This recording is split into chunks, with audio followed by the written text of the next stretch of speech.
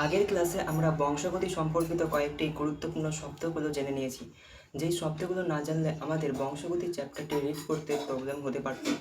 তো সেই ভিডিওটি তোমরা এখনও যারা দেখোনি তারা গিয়ে ভিডিওটি অবশ্যই দেখে নাও, কিন্তু সেই ভিডিওটা না দেখলে আজকের ক্লাসটি করতে তোমাদের অসুবিধা হতে পারে। তো আজকের ক্লাসে আমরা যেটা জানবো সেটা হচ্ছে, দেখো আজকের আমাদের টপিক হচ্ছে মোটর গাছের ওপর মেন্ডেলের কাজ, এবং দ্বিতীয় টপিকটা হচ্ছে মেন্ডেলের সাফল্য লাভের কারণ। মেন্ডেল মোটর গাছকে মেন্ডেলের যে বংশগতি বিদ্যা এসেছে আমাদের মাঝখানে যে বংশগতি বিদ্যা অর্থাৎ জেনেটিক্স এসেছে, আর সেই জেনেটিক্স অর্থাৎ বংশগতি বিদ্যার জনককে নাকি জেনেটিক্সের জনক হলেন মেন্ডেল। তো মেন্ডেল আমাদের মাঝখানেতে যে বংশগতি বিদ্যার জনক হিসেবে এসেছেন, কিভাবে এসেছেন, তিনি বংশগতি বিদ্যাকে কিভাবে ব্যাখ্যা করেছেন, তিনি বংশগতি বিদ্যা কিভাবে সৃষ্টি করলেন, সেই সৃষ্টির জন্য যে প্রয়োজনীয় তিনি পরীক্ষাগুলো করেছিলেন, সেগুলির মধ্যে যে গাছের মধ্যে অর্থাৎ যেই জীব প্রজাতির মধ্যে তিনি পরীক্ষাগুলো করেছিলেন সেটি হলো এই মোটর গাছ। তো মোটর গাছের ওপর বিভিন্ন পরীক্ষার মাধ্যমে তিনি বংশগতি বিদ্যা জারি করেন। বংশগতি বিদ্যার আমরা জনক তাহলে কাকে জানি? আমাদের বংশগতি বিদ্যার জনক হলেন মেন্ডেল।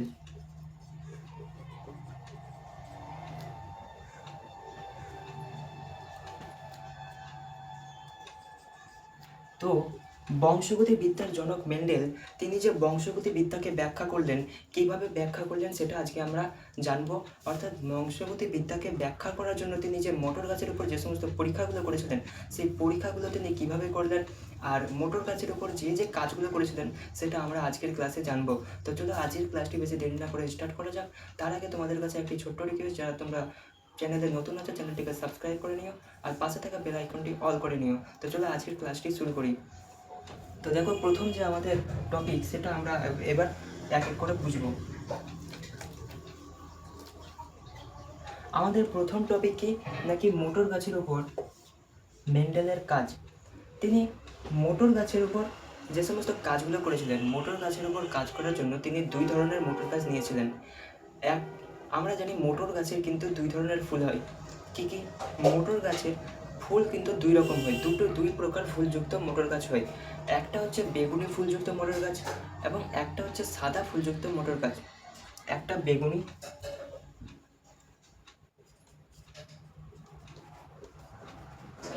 ও সাদা ফুল যুক্ত মোটর গাছ। বেগুনি ও সাদা ফুলযুক্ত মোটর গাছ বিজ্ঞানী মেন্ডেল নির্বাচন করেছিলেন। তিনি যে সমস্ত মোটর গাছ নির্বাচন করেছিলেন তাদের মধ্যে দুটি হলো বেগুনি এবং সাদা। এই দুই প্রকার মোটর গাছ তিনি কিসের জন্য, নাকি তার বংশগতি পরীক্ষার জন্য তিনি নির্বাচন করেন। তো এই সাদা এবং বেগুনি ফুলের মধ্যে তিনি কী কী কাজ করেছিলেন? তিনি যে প্রথম কাজটা করেছিলেন, তিনি সাদা এবং বেগুনি ফুলের মধ্যে সংকরায়ন ঘটিয়েছিলেন। সংকরায়ন জিনিসটা কি? সংকরায়ন জিনিসটা আমরা এর আগের ভিডিওতে জেনেছি। সংকরায়ন কথার অর্থ হলো দুটি বিপরীত লিঙ্গের জীবের মধ্যে যৌনজনের ঘটানোকে বলা হতো সংকরায়ন। তো তিনি এই সাদা এবং বেগুনি ফুলের মোটর গাছের মধ্যে, মোটর গাছ তো একই প্রজাতির, মোটর গাছ একটা উদ্ভিদ প্রজাতির মধ্যে একটা গাছ প্রজাতি হলো মোটর। মোটর আবার দুই প্রকার হয়, বেগুনি এবং সাদা। তো বেগুনি এবং সাদা এই দুই প্রকার মোটর গাছের মধ্যে কিন্তু বিজ্ঞানী মেন্ডেল কী করেছিলেন, নাকি পরীক্ষা করেছিলেন। তো তিনি কী পরীক্ষাটা করেছিলেন সেই পরীক্ষাটা এবার আমরা জানবো। দেখো, বিজ্ঞানী মেন্ডেল যে পরীক্ষাটা করেছিলেন, তিনি প্রথমে বেগুনি একটা মোটর গাছ নিলেন। তিনি বেগুনি মোটর গাছের সঙ্গে কী করলেন, বেগুনি মোটর গাছের মধ্যে প্রথমে এই বেগুনি মোটর গাছের মধ্যে, অর্থাৎ গাছটা কিন্তু মোটর গাছটা বেগুনি রঙের নয়, গাছটির মধ্যে যে ফুল হয় সেই ফুলের রঙটা হয় বেগুনি। তো এই বেগুনি ফুলটার যে বেগুনি ফুলটা হয়, সেই বেগুনি ফুলটার তিনি ফুলের মধ্যে একটা উভলিঙ্গ ফুলের মধ্যে কী কী থাকে? পুংকেশর থাকে এবং স্ত্রী কেশর থাকে। পুংস্তবক এবং স্ত্রী স্তবক এই দুটো থাকে। তো তিনি স্ত্রী স্তবক অর্থাৎ গর্ভমুণ্ডকে রেখে দিলেন, এবং পুংস্তবক অর্থাৎ পুংকেশরের যে পরাগ রেণুগুলো সেগুলো কেটে দিলেন। তো তিনি বেগুনি ফুলের পুংকেশরকে কেটে দিলেন। তিনি প্রথমে যেটা করলেন সেটা হচ্ছে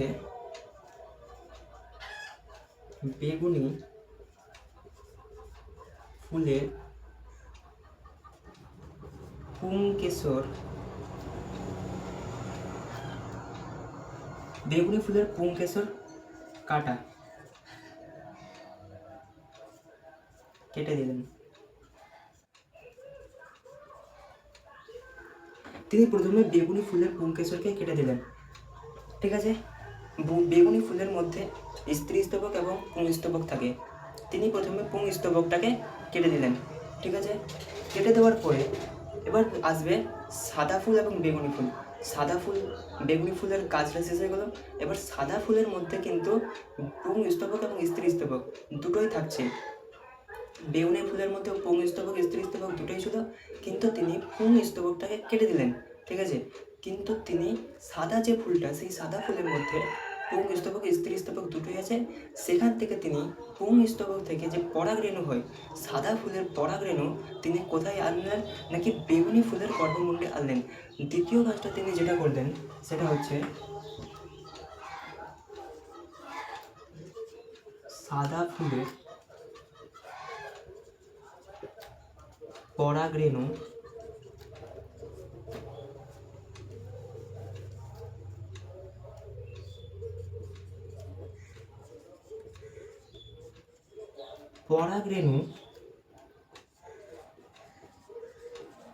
বেগুনি ফুলে স্থাপন।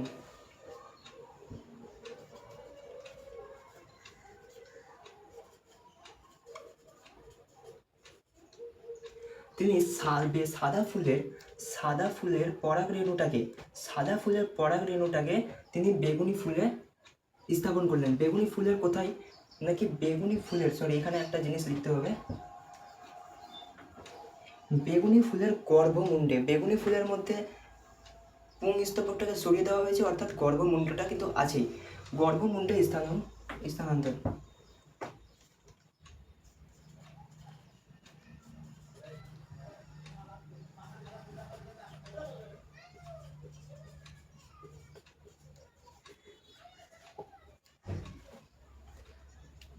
বেগুনি ফুলের গর্ভমুণ্ডে সাদা ফুলের পরাগ রেণু এসে পড়লো। তো সাদা ফুল এবং বেগুনি ফুল, এই দুই ফুলের মধ্যে, সাদা ফুল এবং বেগুনি ফুল এই দুটোই ফুলের মধ্যে সংকরায়ন সম্পন্ন হলো। কিভাবে সম্পন্ন হলো, নাকি বেগুনি ফুলের গর্ভমুণ্ড থাকলো, সেখান থেকে বিজ্ঞানী মেন্ডেল পুংকেশরগুলোকে কেটে আলাদা করে দিলেন, সেগুলো রাখলেন না। এরপরে যে সাদা ফুল আছে, সেই সাদা ফুলের পরাগ রেণুকে নিয়ে তুলির মাধ্যমে তিনি একটা তুলি ব্যবহার করেছিলেন। সেই তুলির মাধ্যমে সাদা ফুলের পরাগ রেণুটাকে বেগুনি ফুলের গর্ভমুণ্ডে স্থানান্তর করলেন। তো এর ফলে কি হলো, নাকি সংকরায়ন সম্পন্ন হলো। এরপরে কি হবে, সংকরায়ন সম্পন্ন হওয়ার পর যে নতুন বীজটা সৃষ্টি হবে, মোটরের যে ফলটা সৃষ্টি হলো সংকরায়নের ফলে, কোন গাছের, নাকি বেগুনি গাছের মধ্যে। এই বেগুনি গাছের মধ্যে কি সৃষ্টি হবে, নাকি সাদা ফুলের মাধ্যমে যে সংকরায়ন ঘটলো, সেই সংকরায়নের ফলে বেগুনি ফুলের মধ্যে একটা নতুন ফল সৃষ্টি হয়। ফলের মধ্যে থাকে বীজ। যে মটরশুঁটিগুলো আমরা খাই, সেই মটরশুঁটিগুলো কিন্তু মোটর গাছের বীজ, সেগুলো বীজ। আর ফল যে যে আস্তরণটা দিয়ে ঢাকানো থাকে বীজগুলো, সেগুলো হচ্ছে, সেই পুরোটা হচ্ছে ফল। তো ফল সৃষ্টি হলো, ফলের মধ্যে যে বীজগুলো থাকলো, তো বীজের প্রথমে সৃষ্টি হলো। 3 নম্বরে বীজ যুক্ত ফলের সৃষ্টি। 3 নম্বরে বীজযুক্ত ফলের সৃষ্টি হলো। এবার ফলের মধ্যে যে বীজ থাকলো, বীজগুলো আছে, সেই বীজগুলোকে নিয়ে মেন্ডেল মাটিতে রোপণ করে দিলেন, ঠিক আছে। তো যে বীজগুলো আছে, বীজযুক্ত ফলের মধ্যে থেকে বীজ নিলেন, সেই বীজটাকে তিনি মাটিতে রোপণ করলেন। তো 4 নম্বর যে কাজটা করলেন, মোটর গাছের বীজকে মাটিতে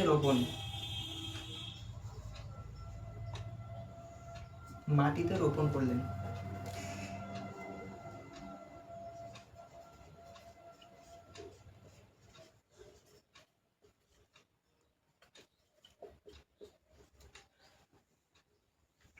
মোটর গাছের বীজ একে মাটিতে রোপণ করলেন। যে বীজটা সৃষ্টি হলো বেগুনি গাছের মধ্যে সাদা গাছের সঙ্গে সংকরায়নের ফলে যে বীজটা সৃষ্টি হলো, ফলযুক্ত বীজটা, সেই ফল থেকে বীজ নিয়ে মাটিতে রোপণ করলো। মাটিতে রোপণ করে দেওয়ার পর সেখান থেকে নিশ্চিত গাছ হবে। কোন গাছ? নাকি মোটর গাছ। এবার যে গাছটা সৃষ্টি হলো সাদা এবং বেগুনি, এই সাদা এবং বেগুনি দুই গাছের সংকরায়নের ফলে যে নতুন বীজ সৃষ্টি হলো, সেই বীজটা মাটিতে তিনি রোপণ করলেন। ঠিক আছে, মাটিতে রোপণ করার পর যে নতুন গাছটা সৃষ্টি হলো, সেই গাছের মধ্যে যে ফুল হলো, সেই ফুলের রং কী হলো জানো? সেই ফুলের রং হলো বেগুনি। তো ফাইনালি যে গাছ সৃষ্টি হলো, সেই গাছের ফুলের রং, নতুন অপত্য মোটর গাছের ফুলের রং হলো বেগুনি, অর্থাৎ বেগুনি ফুলযুক্ত নতুন অপত্য মোটর গাছ সৃষ্টি হলো।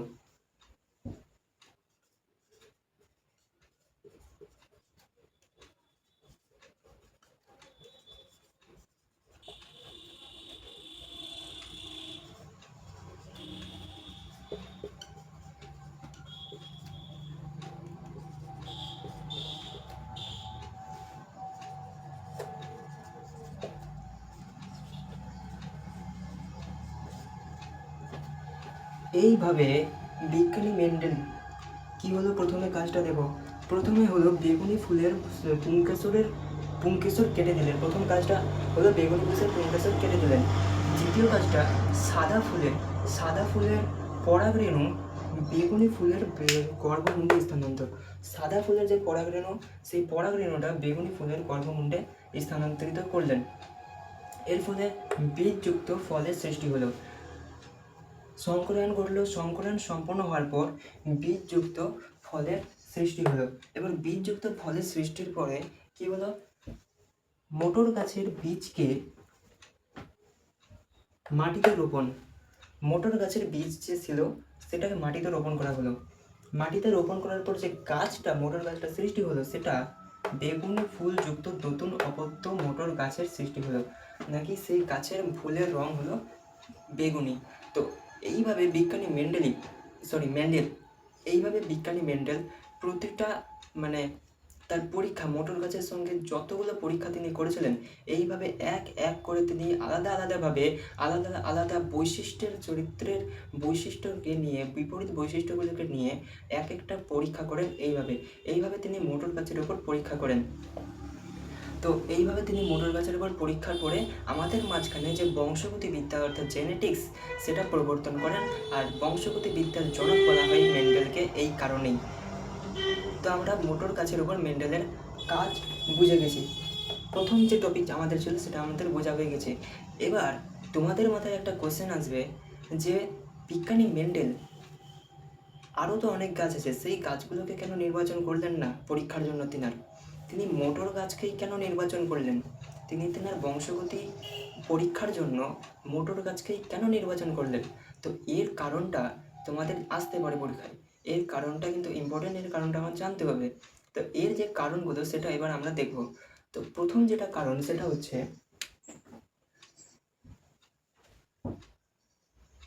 মোটর গাছ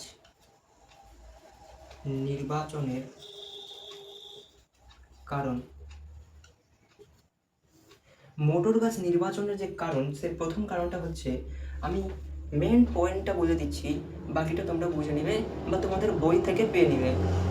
তো প্রথম যে কারণটা হচ্ছে সেটা হচ্ছে মোটর গাছের মধ্যে একসঙ্গে 20 থেকে 30 জোড়া বিপরীত বৈশিষ্ট্য লক্ষ্য করা যায়। মানে একটা বিপরীত বৈশিষ্ট্য কি, নাকি একটা মোটর গাছ হয় বেটে, একটা মোটর গাছ হয় লম্বা। তো এই বৈশিষ্ট্যের মধ্যে, এই চরিত্রের মধ্যে এটা একটা একজোড়া বিপরীত বৈশিষ্ট্য। উচ্চতা চরিত্রের একজোড়া বিপরীত বৈশিষ্ট্য হলো লম্বা এবং বেটে মোটর গাছ। তো এইভাবে শুধু একটা না, দুটো নয়, তিনটে নয়, 20 থেকে 30 জোড়া বিপরীত বৈশিষ্ট্য মোটর গাছের মধ্যে লক্ষ্য করা যায়। এর ফলে সহজে যে কোনো বৈশিষ্ট্যের মধ্যে দিয়ে তিনি পরীক্ষা করতে পারবেন। তো প্রথম যেটা কারণ মেন্ডেলের মোটর গাছ নির্বাচনে, সেটা হচ্ছে মোটর গাছে একসঙ্গে 20 থেকে 30 জোড়া বিপরীত বৈশিষ্ট্য লক্ষ্য করা যায়। তো 20 থেকে 30 জোড়া বিপরীত বৈশিষ্ট্য, 20 থেকে 30 জোড়া বিপরীত বৈশিষ্ট্য।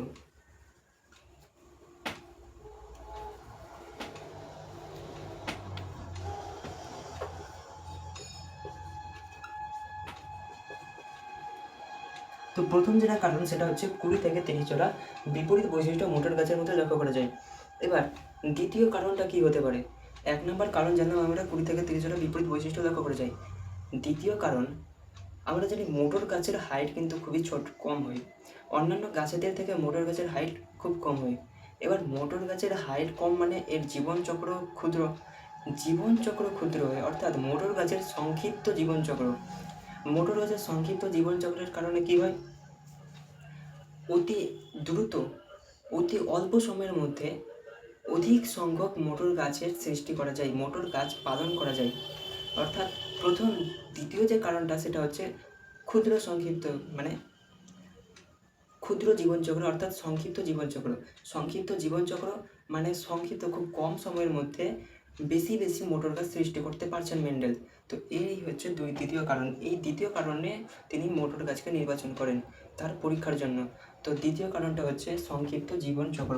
এগুলো সব কিন্তু মোটর গাছের এগুলো বৈশিষ্ট্য। এই বৈশিষ্ট্যের কারণে বিজ্ঞানী মেন্ডেল মোটর গাছকে নির্বাচন করেন। তো দ্বিতীয়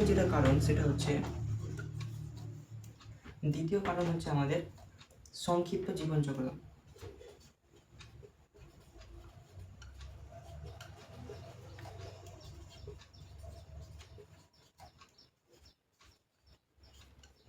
সংক্ষিপ্ত জীবনচক্রের কারণে কেন কি হয় সেগুলো আমি বলে দিয়েছি। এবার 3 নম্বর কারণটা কি? মোটর গাছ নির্বাচনের 3 নম্বর কারণ হচ্ছে ফুলগুলো হয় উভলিঙ্গ। আমরা কি জানলাম? বেগুনি ফুলের পুংকেশর কেটে দিল, সাদা ফুলের পরাগরেণুকে এর মধ্যে দিয়ে দিল। পুংকেশরকে কাটলো কেন? নাকি গর্ভমুণ্ডও আছে, স্ত্রী স্তবকও আছে এবং পুংস্তবকও আছে। অর্থাৎ পুংস্তবক, স্ত্রী স্তবক দুটোই আছে, অর্থাৎ এটা হচ্ছে উভলিঙ্গ। একই ফুলের মধ্যে দুরকম লিঙ্গ, একই গাছের মধ্যে দুরকম লিঙ্গ। তো এই লিঙ্গের কারণে এটাকে বলা হচ্ছে, আমাদের উদ্ভিদের মধ্যে এই লিঙ্গকে বলা হয় উভলিঙ্গ। এই উভলিঙ্গ ফুলের কারণে তিনি মেন্ডেল মোটর গাছকে নির্বাচন করেন। উভলিঙ্গ ফুলের মধ্যে কারণে কি হয়? নাকি উভলিঙ্গ ফুলের কারণে দুটি মোটর গাছের মধ্যে সহজেই ইতর পরাগযোগ এবং স্বপরাগযোগ দুটোই হয়। স্বপরাগযোগ মানে কি, ইতর পরাগযোগ মানে কি, এগুলো যদি তোমাকে এখন বোঝাতে যাই তো ক্লাস আমার বংশগতি ছেড়ে আমার চলে যাবে সপুষ্পক উদ্ভিদের যৌন জননে। তো এই ক্লাসগুলো আমি আগের ক্লাসগুলোতে দিয়ে রেখেছি, সেগুলো গিয়ে করে নাও। তো দেখো 3 নম্বর যে কারণ, সেই 3 নম্বর কারণটা হচ্ছে আমাদের উভলিঙ্গ ফুল।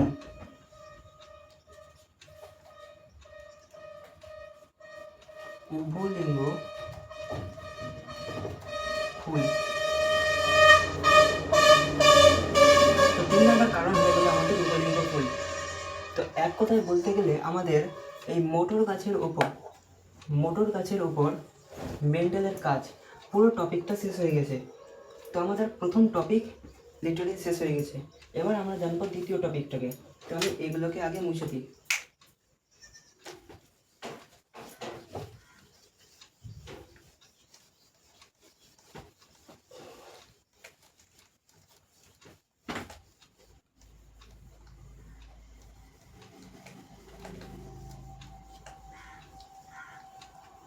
দেখো, দ্বিতীয় টপিক হচ্ছে আমাদের মেন্ডেলের সাফল্য লাভের কারণসমূহ।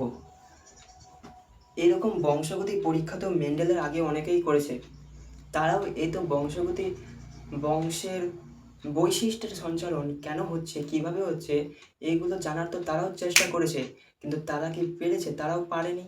তো মেন্ডেলই কেন সাফল্য লাভ করলেন? মেন্ডেল এমন কী কাজ করলেন যে মেন্ডেল একেবারে মানে ফেমাস হয়ে গেলেন আমাদের মাঝখানে, বংশগতিবিদ্যার জনক হয়ে গেলেন আমাদের মেন্ডেল। গ্রেগার জোহান মেন্ডেল অস্ট্রিয়ার একজন ধর্মযাজক। তো যে সমস্ত কারণে তিনি বিখ্যাত হলেন, তার সাফল্য লাভের যে কারণগুলো, সেই কারণগুলো আমরা জানব। তো প্রথম কারণটাই হচ্ছে মোটর গাছ নির্বাচন, সাফল্য লাভের কারণ। দ্বিতীয় টপিক, সাফল্য লাভের কারণ। প্রথম কারণ, মোটর গাছ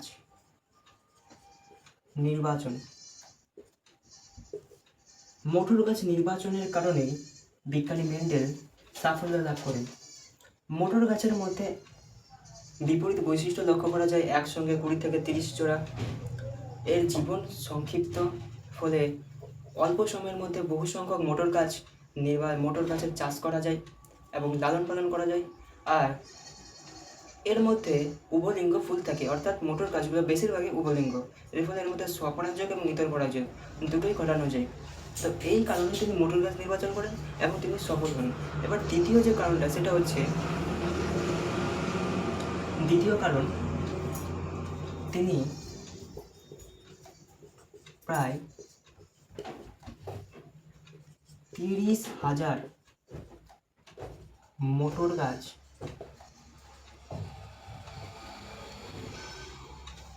চাষ করেন, চাষ ও পরীক্ষা নিরীক্ষা করেন।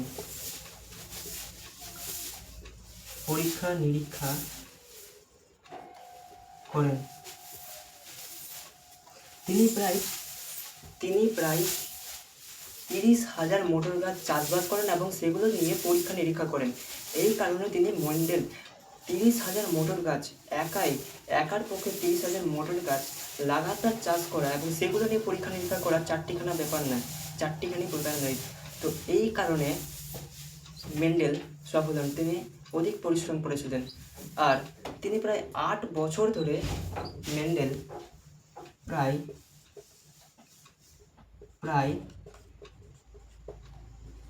8 বছর, বাংলায় লিখে ইংরেজিতে লিখে দিচ্ছি,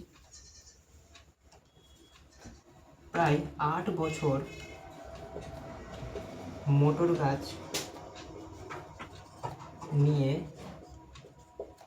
পরীক্ষা করেন।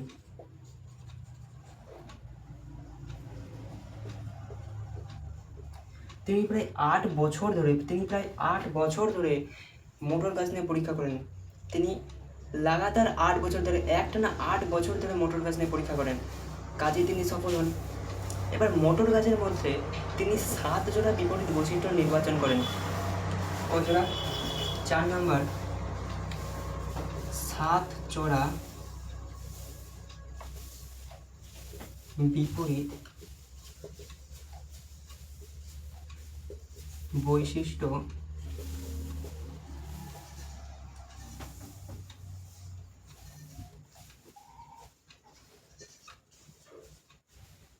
নির্বাচন।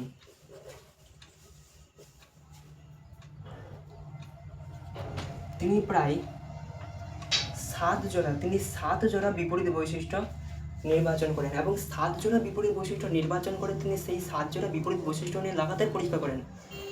এমনিতে তো 20 থেকে 30 জোড়া বিপরীত বৈশিষ্ট্য লক্ষ্য করা যায়, কিন্তু তিনি প্রধান 7 জোড়া বিপরীত বৈশিষ্ট্য নির্বাচন করেন এবং সেগুলো নিয়েই পরীক্ষা নিরীক্ষা করেন।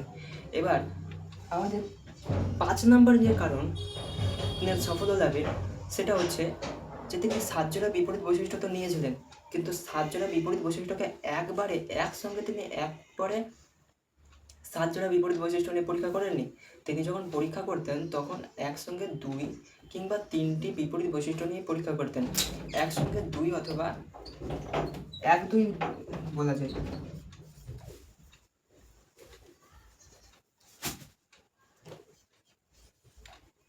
একসঙ্গে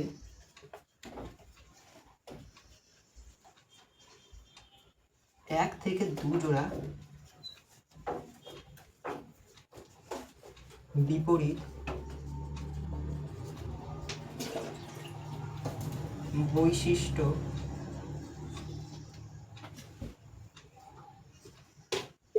নিয়ে পরীক্ষা করতেন।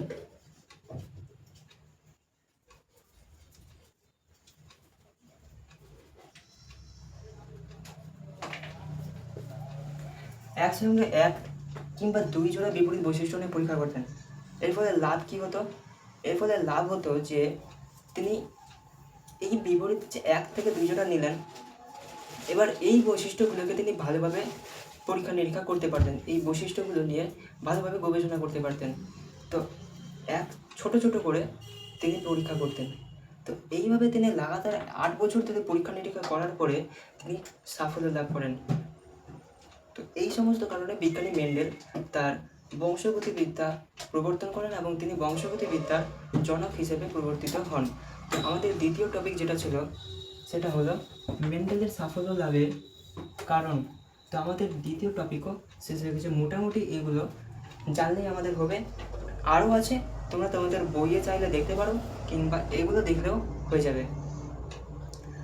5 নম্বরের কোশ্চেন থাকে, 5 নম্বরের কোশ্চেন আসলে 5টা পয়েন্টে লিখলেও হবে। তুমি যদি বেশি লিখতে পারো তত বেশি ভালো। তো দেখা হচ্ছে আবার পরের ক্লাসে। আজকের এখানেই। আর ক্লাসটি কেমন লাগলো কমেন্টে অবশ্যই জানাবে। ক্লাসটি ভালো লাগলে ক্লাসটিতে একটি লাইক করে দিও। আর কোথাও যদি বুঝতে অসুবিধা থাকে তো কমেন্টে জিজ্ঞেস করবে। আর আমি যদি কোথাও ভুল বলে থাকি তো কমেন্টে আমাকে বলবে। আর দেখা হচ্ছে আবার পরের ক্লাসে। ততদিনের জন্য ভালো থেকো, সুস্থ থেকো সবাই।